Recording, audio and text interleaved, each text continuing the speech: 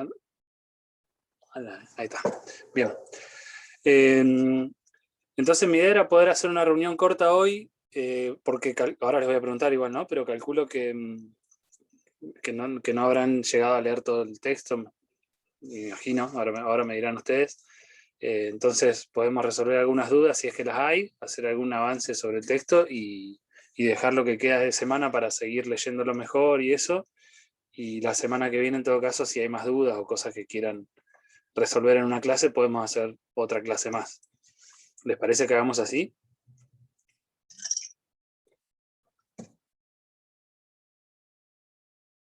Yo llegué a la mitad, profe, anoche hoy a la madrugada lo pude imprimir. Y hasta la mitad llegué leyendo, ya después no. Claro. No, es lógico, porque como lo presenté el lunes, van 3 días, tampoco es lógico que no lo hayan terminado de leer ni procesar bien. Por eso digo, podemos, si quieren, arrancar con algunas dudas puntuales. Si ustedes ya empezaron a leer algo y hay algo que no les cierra o que no lo entienden, me pregunten y arrancamos por ahí.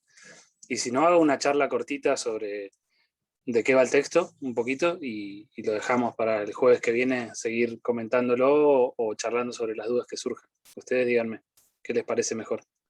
A mí me parece que si hace eso que está diciendo ahora lo segundo, estaría bueno porque ya es como que se nos abre un poco más la cabeza también. Es Bueno, como que si estamos solos, viste que cuesta un poquito más. sí.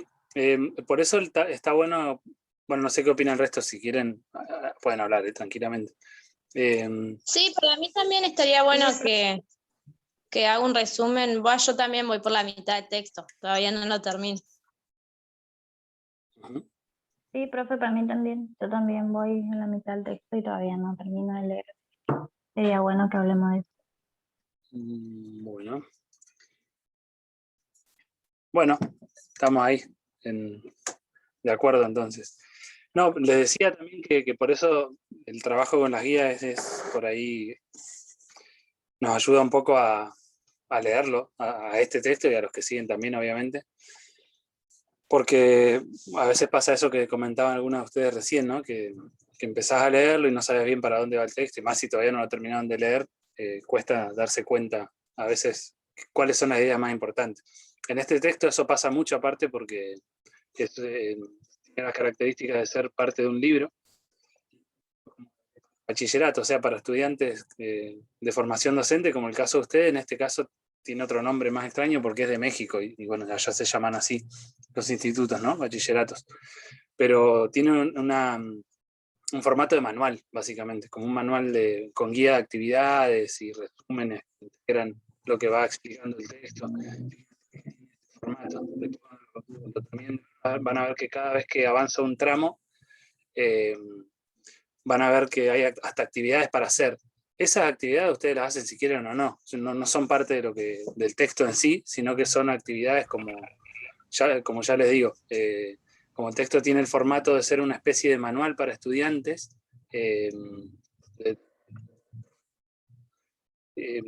actividades de integración, tiene como resúmenes, cuadritos que resumen lo que se explicó anteriormente. En ese sentido es fácil de leer. Son parte de lo que yo les propongo. Si ustedes las quieren hacer, las hacen, porque básicamente son para rebobinar sobre lo que van leyendo. Si les sirve, lo pueden hacer así también. Miro acá en chat, están diciendo algo. A medida que, profe, disculpe, a medida que lo vamos haciendo, se lo vamos enviando para ver si está bien o no, para que usted nos dé una devolución de a ver, le damos un poquito más de avance o lo dejamos como está. Esto depende de ustedes. Recuerden que las guías no son obligatorias, sí son una ayuda. Calculo yo que quienes hayan hecho alguna ya, la anterior, se darán cuenta que tiene la ventaja de que nos ayuda a procesar mejor los textos, a encontrarle sentido más rápido. ¿Qué quiero decir con eso? Que si ustedes tienen dudas sobre lo que van haciendo, o resolviendo las guías, y tienen dudas sobre algunas respuestas que dan y no están seguras si es eso o es otra cosa, qué sé yo, me pueden ir preguntando. No hace falta que me vayan mandando tramos de las guías. En todo caso, cuando tengan una duda puntual, me escriben al WhatsApp, no hay problema, y me van preguntando lo que quieran preguntarme y lo charlamos, y si resolvemos esa duda, continúan haciendo las guías a medida que ustedes tengan tiempo, y una vez que la tengan resuelta, sí me la envían completa y cuando ustedes me la envíen completa, yo sí hago la tarea de leerla entera, hacerle todos los comentarios que vea necesario hacerle y se los devuelvo como hice con la guía anterior. Profe, ¿y en qué horario le podemos consultar en caso de que tengamos duda de eso por WhatsApp? Antes de las Pregunto 12 de para la no ser noche. una desubicada. Claro. En el horario en que ustedes están haciendo la tarea, calculo les van a surgir dudas. En sí me pueden escribir en cualquier horario. El tema es que no necesariamente les voy a contestar en cualquier horario, porque no estoy siempre encima del teléfono, digamos. Digamos, de mañana o de tarde, cualquier día, de lunes a viernes o incluso los sábados, casi siempre estoy mirando cada tanto el teléfono, entonces puede ser que les conteste. Si me escriben ya medio tarde noche, probablemente quizá no le conteste ahí, les conteste al día siguiente. No sé si respondo a tu pregunta. Pero un Sí, poco esa eso. era la consulta. No, sí, yo igual estudio, así que estoy leyendo y eso arrancado como a las 11 de la noche, así que lo dudo, no le voy a escribir a esa hora, ni a las 12 ni a la 1. Bien. Pero no. Capítulo, el primero, que se llama Fascículo 1, y que tiene o capítulo 1, que se llama El proceso de construcción del conocimiento en las ciencias sociales a partir del siglo XIX. Yo ahora es el que le envié el otro día por el grupo de WhatsApp, y en el campus, si lo bajan de ahí, hasta hace unos días estaba el libro. Yo ahora lo saqué del libro y corté el capítulo que vamos a leer y subí ese, así que si entran al campus también pueden bajarlo de ahí, van a ver qué es ese capítulo, pero es el capítulo 1, nada más. Bueno, si hay alguna otra duda, vayan diciéndola por el chat o tomen la palabra como quieran. Y si no, hago un resumen cortito hasta lo que nos dure la reunión de hoy, si quieren. No de todo el texto, porque por lo que me han dicho han llegado más o menos a la mitad quienes han avanzado, entonces no, tampoco tiene tanto sentido explicar todo el texto. Y así me recuerdo el orden. Fíjense que yo les decía al principio que por ahí está bueno ir mirando las guías, incluso cuando no respondan todas las preguntas que están en la guía para responder, porque les ordena un poco el eje del texto, digamos. En este caso, vamos a avanzar un poquito sobre, por lo menos hasta la mitad. Algunos dijeron que llegaron hasta el positivismo, está bien, porque después se enmaraña un poco el texto. Vamos a avanzar a pensar un poquito sobre el título, para que nos demos una idea de qué habla este texto, y eso debiera ser un ejercicio que deberíamos hacer siempre igual antes de empezar a leer cualquier texto nuevo, porque si está bien construido, salvo cuando tiene un título muy artístico, así medio poético, no terminás de leer el texto, no te das cuenta, sino siempre los títulos nos dan una idea de qué es lo más importante del texto, más allá de la longitud que tenga. Y en este caso vean que el título del el proceso de construcción del conocimiento en las ciencias sociales a partir del siglo XIX. O sea que ya sabemos de qué va a hablar. O sea, más allá de que no entendamos bien todavía las corrientes que van a aparecer, positivismo, qué sé yo, que ya algunas las nombraron, ya sabemos de qué nos va a contar. ¿Y de qué nos va a charlar este texto? ¿De qué nos va a charlar? De cómo se construyó el conocimiento dentro de un área de la ciencia específica, que son las ciencias sociales, que son las que nos interesan a nosotros en este espacio, ¿sí? ¿Y por qué es a partir del siglo XIX? Bueno, una vez que avancen en el texto se van a dar cuenta que el proceso de construcción y consolidación de todas las ciencias, o de todo lo que nosotros conocemos como ciencia occidental, de cualquier rama, sea natural, social, sea moderna, de la ciencia moderna, se consolidó en ese siglo, en el siglo XIX. Un poco antes quizá las ciencias que nosotros conocemos como naturales, antes que las sociales, y por eso en el título está indicado la época. Es importante tenerlo en cuenta. Y el texto un poco lo que nos va a relevar son como los temas principales de cómo mejor dicho, cómo aparecieron las ciencias sociales a partir de ese siglo, y qué se entiende dentro de las ciencias sociales que es el conocimiento, ¿sí? O para qué están las ciencias sociales, o qué es lo que explican, qué se encargan de explicar, ¿sí? Porque si decimos que aparecieron en ese siglo, entonces, si aparecieron en ese momento, algo en ese contexto histórico haya hecho surgir, ¿no? Estas ciencias. Me dicen que se escucha muy mal, Antonella. No sé si todas escuchan mal o es un problema, o será un problema de ella, del internet de ella. Yo también escucho medio entrecortado, profe. Sí, yo Bien. también. Es como que va y viene, también, profe. Yo también, profe. En teoría, la Si se señal- queda cerca de la computadora se lo escucha bien. Cuando se corre para atrás es donde se distorsiona. Ujú. Bien. Igual tengo el microfonito acá, pero bueno. Em, supongo que es un problema de internet. No sé, acá en teoría funciona bien. Bueno, vamos a ver. Les decía, el texto nos habla de cómo se origina el conocimiento dentro de las ciencias sociales en esa época. Entonces lo primero que nos va a empezar a charlar es, bueno, ¿qué es una ciencia? Porque estamos hablando de ciencias sociales en este caso, pero bueno, ¿qué es una ciencia en general? Entonces lo primero que nos va a decir es qué es ciencia, o a qué se define.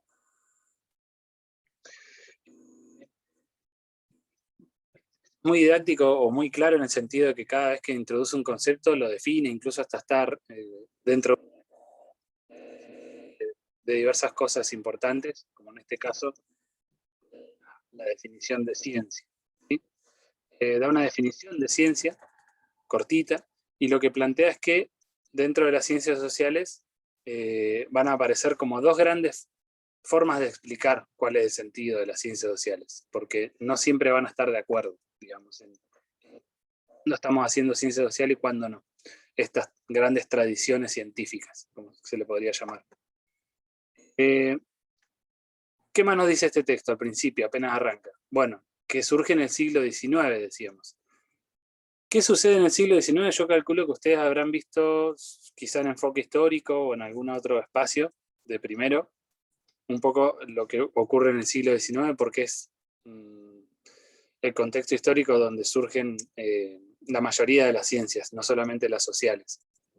Y no es casualidad, se da justamente de la mano de la consolidación de un sistema o de un modo de producción social que se extiende en todo el mundo, que es el sistema en el que vivimos hoy, que se llama capitalismo, ¿sí?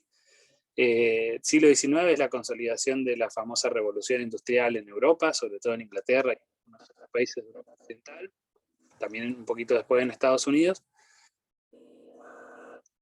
como nos indica este contexto, una época de grandes cambios, ¿sí? Entonces lo que nos va a decir el texto ahí al inicio es, bueno, ¿qué está ocurriendo a nivel social que hace necesario que aparezcan unas ciencias que expliquen eso? Entonces nos habla un poco del contexto. No se extiende mucho, no habla tanto del contexto. Y lo vieron, ustedes ya me dirán si han visto algo de eso en algún otro espacio mejor. Porque entender un poco los cambios que se dan con la revolución industrial y el resto de las transformaciones sociales que se dan ahí es importante para darse cuenta por qué era necesario un conocimiento que se enfocara a explicar esos cambios, ¿sí? Hasta el momento las ciencias se encargaban sobre todo de explicar los cambios del mundo natural, por eso digo que las ciencias que estaban desarrolladas son las ciencias naturales en ese momento, y no tanto las sociales. No quiere decir que en la historia de la humanidad las personas no se preocuparan o no les interesara explicar fenómenos de la sociedad, ¿sí? ¿Por qué vivimos como vivimos? ¿Por qué hay desigualdad? Etcétera, lo que quieran. Pero no se le había dado la entidad de ciencia, digamos. Las ciencias naturales sí, y no es casualidad también porque son todas las ciencias o todas las explicaciones relacionadas al mundo de la naturaleza son importantes, sobre todo para dominar a la naturaleza en ese contexto y digamos así, era lo que incluso las clases dominantes de todos los países europeos, estamos hablando, fomentaban, ¿sí? El avance de las ciencias naturales. ¿Por qué? Porque ustedes sabrán o no, pero si un poco conocen del contexto de la revolución industrial y la industrialización de los países europeos y occidentales, hay que darse cuenta que ese avance del capitalismo se da de la mano de los avances tecnológicos, y los avances tecnológicos se dan de la mano de los descubrimientos científicos, justamente. Entonces, el poder controlar la naturaleza, es la época de los grandes inventos, digamos así, del control de la electricidad, ¿sí? Por ejemplo, que fue un avance muy importante para poder desarrollar lo que eran las fábricas, digamos que es el motor de esos primeros siglos de capitalismo, ¿sí? La industrialización o la revolución industrial hace referencia a que En Europa el modo de producción o la economía se transforma de una economía básicamente ligada a la tierra o agraria, que era la época anterior, digamos, del feudalismo, a una época donde lo más importante van a pasar a ser la producción, y la producción de bienes industriales. Eso se da de la mano de la aparición de las fábricas, del traslado de la población del campo a la ciudad, de la masividad de personas que empiezan a aparecer en las ciudades, y por eso empiezan a aparecer un montón de nuevas problemáticas sociales, la delincuencia, la pobreza en las ciudades, problemas de salud, pestes como la que estamos viviendo en este momento, ni hablar que se daban todo el tiempo en las ciudades europeas que cada vez estaban más pobladas, el trabajo infantil, el trabajo casi esclavo de mujeres y niños y niñas. Entonces son un montón de cambios que se van notando en la sociedad que necesitan una explicación, porque eran cosas que no habían ocurrido nunca. Y un poco a raíz de esto es que aparecen científicos, y sí, básicamente científicos varones, para las mujeres no le daban mucha cabida en las universidades ni en ningún lado, que se empiezan a dedicar sobre todo a explicar esos nuevos cambios que hay a nivel social, y que tratan de que esas explicaciones tengan el carácter de un conocimiento científico, ¿sí? Por eso lo primero que hace el texto es hablar de la definición de ciencia, qué entiende por ciencia. Y ahí lo que nos va a... No sé si se entiende, ustedes vayan haciendo las preguntas que quieran o me interrumpen. Ahí un poquito el texto no es muy largo, lo que empieza a hacer es definir conceptos para no darlos por sentado. Entonces lo primero que va a decir es, bueno, esa es la problemática social que ocurre en el siglo XIX, y a raíz de eso aparecen las ciencias sociales, ¿sí? Ahora bien, todos y todas las científicos y científicas están de acuerdo en cuándo un conocimiento es parte de la ciencia social y cuándo no. O mejor dicho, en unos términos, a ver si soy más claro. ¿Cuándo una explicación es científica y cuándo no? Eso va a ser un gran debate que va a haber, porque van a haber distintas formas de entender cuándo un conocimiento es científico y cuándo un conocimiento no es científico, que los hay. Qué sé yo puedo tener una opinión sobre, o una explicación que se me ocurre a mí sobre un acontecimiento social cualquiera, pero puede ser una opinión, puede ser que yo esa explicación que dé esté basada en mis conocimientos previos sobre esa temática, sobre el sentido común que yo tengo, entonces lo explico desde ahí, y es un conocimiento, ¿sí? Pero no es un conocimiento científico. Un conocimiento científico tiene que tener ciertas particularidades, como ustedes sabrán. Esa es otra de las definiciones que el texto se encarga de diferenciar. Va a decir, el conocimiento científico, ya sea de las ciencias naturales o de las ciencias sociales, comparten una cosa, que es científico. A diferencia de otro tipo de conocimientos que el texto va a denominar como conocimiento vulgar, o podríamos decir del sentido común, por ejemplo.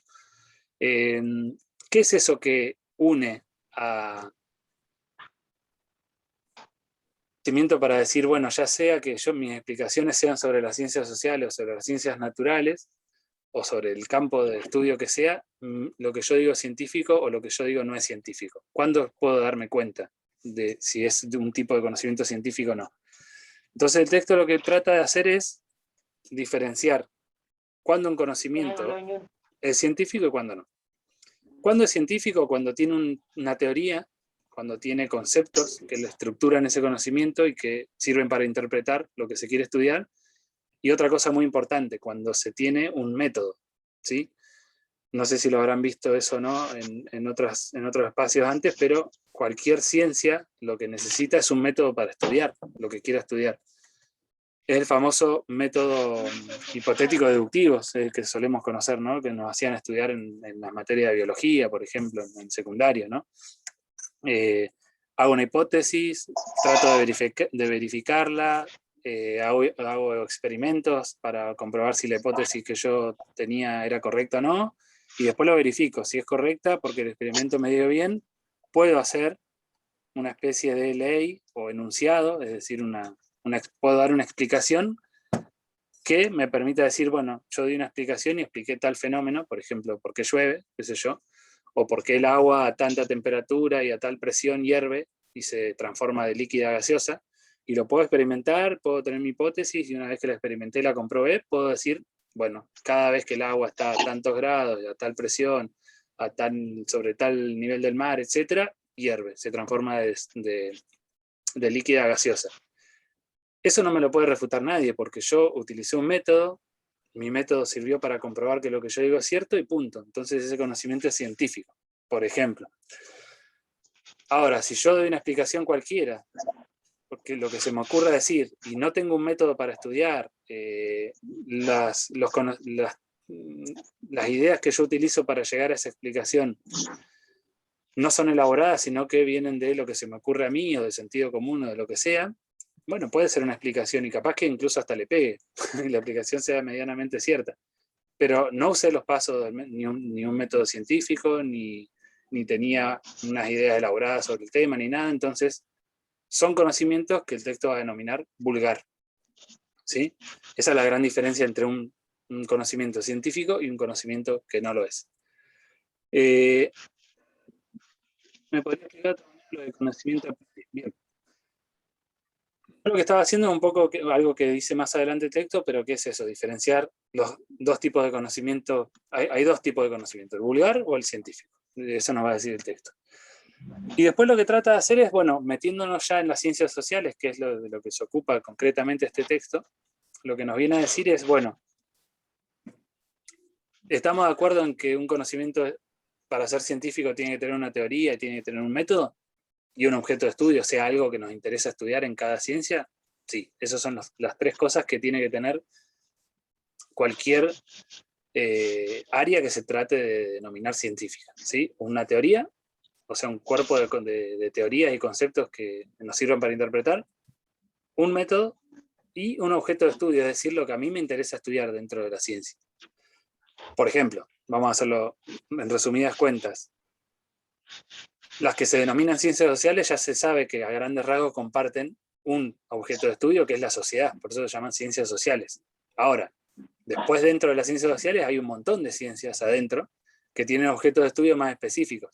Cuando hablamos del pasado, por ejemplo, en general de las sociedades, ¿no? El pasado de las sociedades, nos enfocamos en lo que se llama una disciplina científica que es la historia. Si nos metemos más en el espacio geográfico, la relación entre la naturaleza y la sociedad, estamos hablando más de otra disciplina científica de las ciencias sociales que es la geografía. Si nos enfocamos en la cultura, en la antropología, economía, etc. Hay un montón.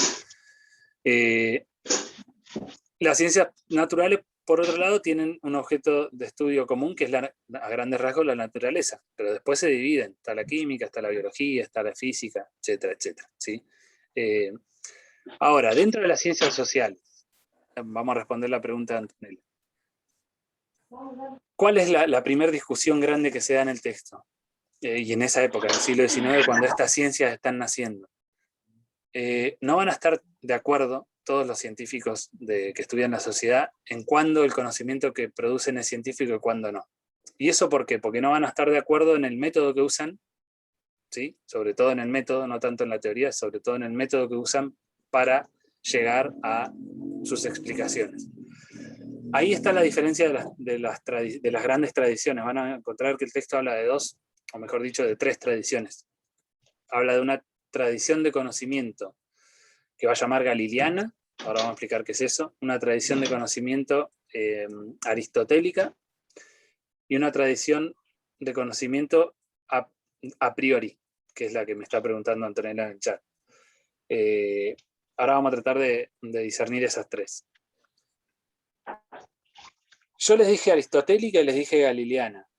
Un error que suele haber siempre que trabajamos este tema es que cuando ustedes están haciendo trabajos o van a un examen o rinden un final, un coloquio, lo que sea, dicen, bueno, está la tradición de Galileo, por ejemplo, porque es la galileana, que viene del nombre de Galileo, o está la tradición de Aristóteles. Y no es lo mismo. Ahora vamos a tratar de explicar por qué. Aristóteles era una persona que no vivió en el siglo XIX, sino que vivió en el siglo, no me acuerdo si 3 o 5 antes de Cristo, o sea, como 1000 años antes, o muchísimos cientos de años antes de la discusión que estamos teniendo en el siglo XIX. O sea que Aristóteles no estuvo metido en esta discusión. Sí se toman ideas de él para decir que hay una tradición de conocimiento que podría, como proviene de él, o algunas ideas se toman de él, se dice aristotélica. Lo mismo con Galileo, se dice galileana, pero no es porque Galileo haya estado metido en ese debate, sino porque se toman ideas de él que vivió anteriormente. Vamos a explicar esas dos y después nos vamos a la a priori, porque la a priori es como un poco la resolución de las otras dos. ¿Qué nos dicen estas tradiciones con nombre raro? Lo que nos vienen a decir es cuándo un conocimiento es científico para cada una de ellas, ¿sí? Vamos primero por la galileana. Hay una tradición de conocimiento que dice que una explicación para ser científica, lo que tiene que buscar son las causas de ese fenómeno que quiere explicar. Es decir, responder una pregunta básica, que es ¿por qué? ¿Por qué pasó tal cosa? ¿Sí? Yo estoy estudiando algún acontecimiento social, supónganse lo que quieran, no sé, por qué se originó el coronavirus, o dónde, o por qué hay una pandemia en el mundo hoy. Entonces, lo que yo tendría que hacer es buscar las causas, encontrar los por qué ocurrió eso. Y esta tradición galileana lo que nos va a decir es, bueno, una vez que yo encuentre las causas, que son esa respuesta al por qué ocurrió tal cosa, voy a encontrar la explicación de ese hecho o de ese fenómeno. Y por ende ese conocimiento o esa explicación va a ser científica porque respondí a lo que necesito responder, que es por qué ocurrió tal cosa, ¿sí? Lo que sea. Esta tradición se llama causalista o galileana, ¿sí? Después nos plantea que hay otra tradición que nos dice que es la aristotélica o racionalista, también se le llama, que dice más la razón. Tradición que proviene de algunas ideas de Aristóteles, que nos plantea que las acciones humanas, a diferencia de lo que ocurre en el mundo natural, tienen otras causas, que no son solamente los por qué, ¿sí? Y necesitamos por qué. ¿Por qué digo esto? Porque el objeto de estudio en las ciencias sociales son los seres humanos. Y lo que nos va a decir esta tradición es que los seres humanos no somos máquinas, ni nos comportamos como se comportan las nubes, o como se comportan los árboles, ¿sí? O como se comportan el resto de los animales, sino que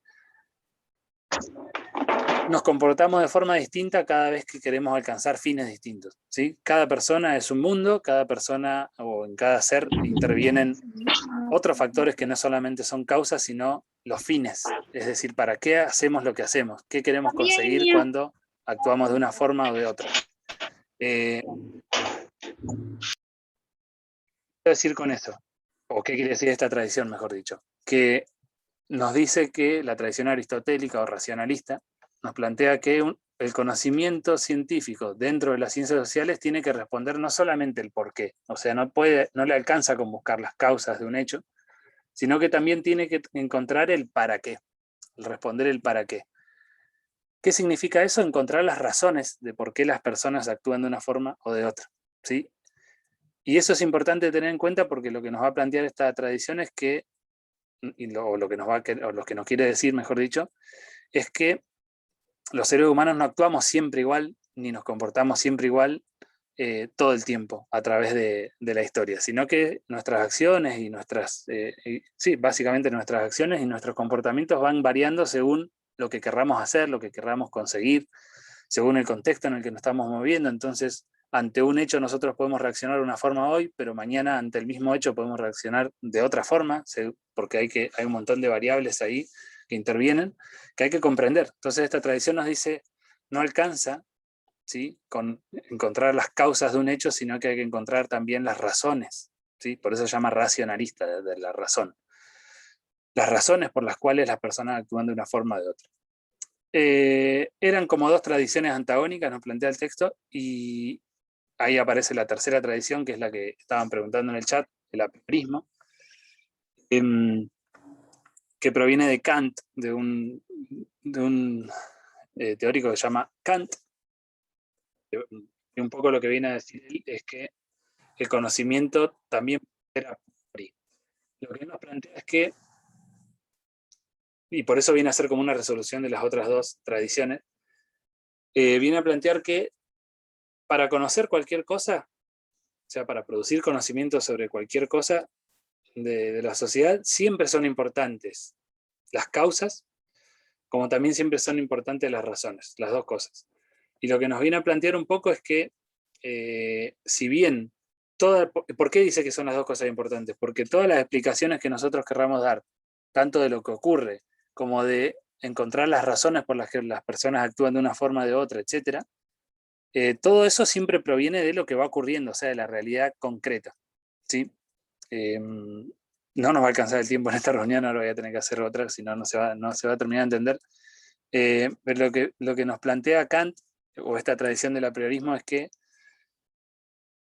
siempre son importantes, o siempre es importante la experiencia, o sea, la realidad concreta y real, porque esa realidad lo que nos da son las experiencias, o las sensaciones, dice el texto, pero vendría a ser un poco lo mismo, nos da las experiencias reales sobre las cuales nosotros podemos después interpretar, ¿sí? O conocer.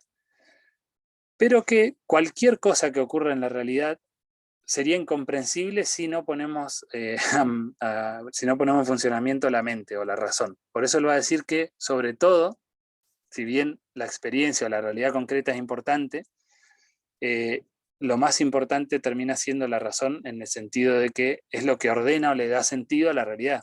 La realidad es lo que ocurre todos los días. Si nosotros no nos pusiéramos a interpretar, a hacer relaciones entre los hechos, entre las cosas que ocurren, etc., no entenderíamos por qué ocurre lo que ocurre. Entonces, lo que dice Kant un poco es que el conocimiento, y por eso se llama a priori esa tradición, él plantea que la razón nos permite conocer a priori las cosas, y que sin tener influencia o sin prestarle atención a la realidad, nosotros podríamos explicar las cosas dentro de nuestra propia racionalidad o con nuestro propio razonamiento, con los conceptos, con las categorías que conocemos o que tenemos, y podemos darle explicación a los hechos. Después podemos usar, o deberíamos usar, la realidad y las pruebas y la experiencia real y concreta para comprobar eso que decimos.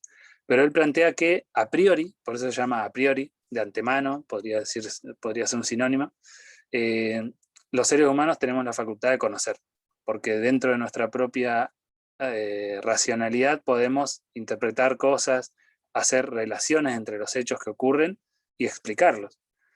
Después, si queremos comprobar eso, podemos ir a experimentar, podemos ir a comprobar cómo se da eso en la realidad o no, pero nosotros podemos ordenar la realidad y darle una explicación solamente usando nuestra cabeza. Entonces lo que plantea es que el conocimiento puede ser a priori, ¿sí? Puede ser antes de ir al campo a estudiar, a experimentar, usar el método que sea. Por eso él plantea, o la tradición que proviene de Kant, se llama también a priorismo, ¿sí? No sé si se entiende o no, pero bueno, un poco es eso lo que plantea el texto.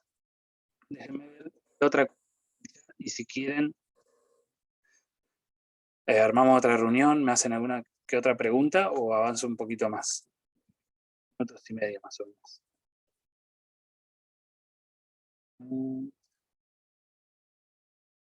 Claro, acá en el chat están, porque a priori es una expresión que se usaba para identificar un tipo de conocimiento, que es aquel que, en algún sentido importante, es independiente de la experiencia. La experiencia es eso que decíamos recién, la realidad, ¿sí? Lo material, lo real. Y este conocimiento es independiente de la experiencia en tanto que lo podemos producir solamente o empleando la razón, ¿no? Humana. Va a ser como una resolución de las otras dos grandes tradiciones, en el sentido de que Kant dice que es esta última tradición, la kantiana o a priorística o a priorismo, viene a decir que no es ni una cosa ni la otra. ¿Por qué digo esto? Porque cuando yo les planteaba al principio que existían dos tradiciones, la causalista o galileana y la aristotélica o